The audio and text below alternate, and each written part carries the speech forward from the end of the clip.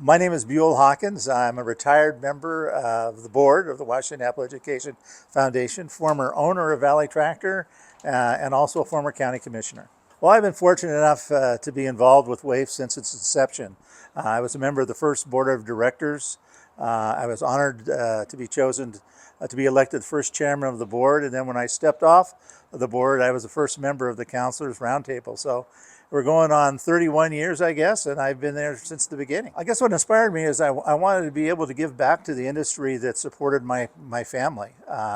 Owning a tractor business, we dealt with orchardists all the time and with the folks that worked on those orchards.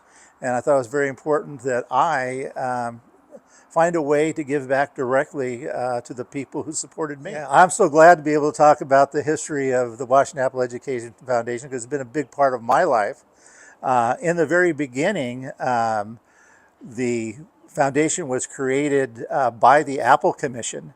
And originally, money for scholarships came from two sources. One was from the gift shop at the Apple Commission building, and the other was from the gift sales at Fruit Place down in Yakima. But it generated very little money, so to speak. And at the time, the Apple Commission wanted to create a platform to showcase the good works that were being done by the industry and by industry leaders.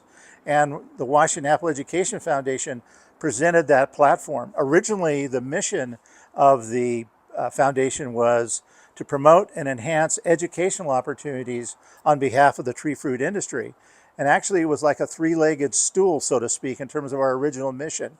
We focused on industry education and farm worker education, things like helping people working in the labs attend seminars that furthered their knowledge of etymology, for example. We funded English as a second language for farm workers. We also funded farm worker education programs through Wenatchee Valley College, as well as the tree fruit program at Wenatchee Valley College.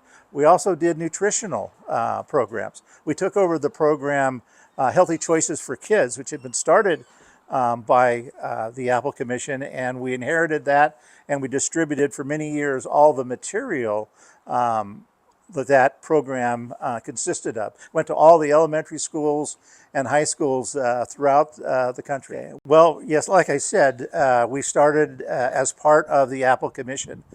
They created a nonprofit entity and basically split it off so it would be a standalone platform. The Apple Commission, and I'm going from memory now, provided initial funding for 3 years. And as I recall, the amounts were $100,000 the first year, $50,000 the second year, and $25,000 the third year. And then by the fourth year, we were to be self-sufficient and self-supporting. And fortunately, we were able to do that through some of the fundraising activities we were able to create. If I could, I'd share a couple of those. I think the first milestone for the foundation was when we approached Grady and Lily Alvel, and those are names that people will recognize. So Lily Alvel, Grady's wife, had been a school librarian.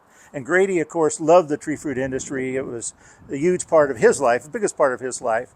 And he decided that he wanted to distribute a book called Apple Country to every library, public library in the United States. All they had to do was request it.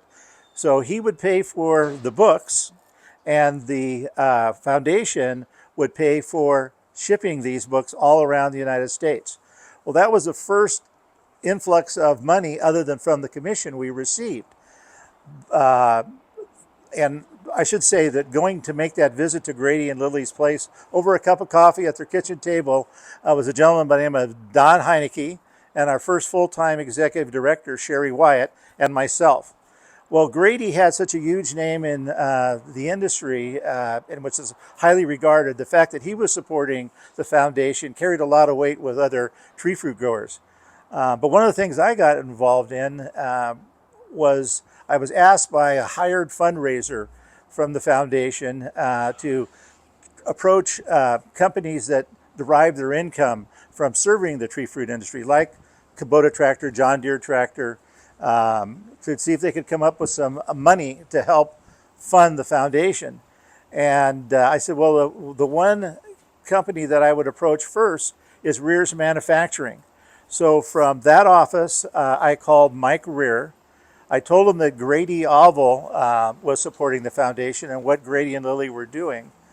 And his father, Mike Rear's father, had been good friends with Grady Oval, and the two of them had developed orchard sprayers and orchard machinery together.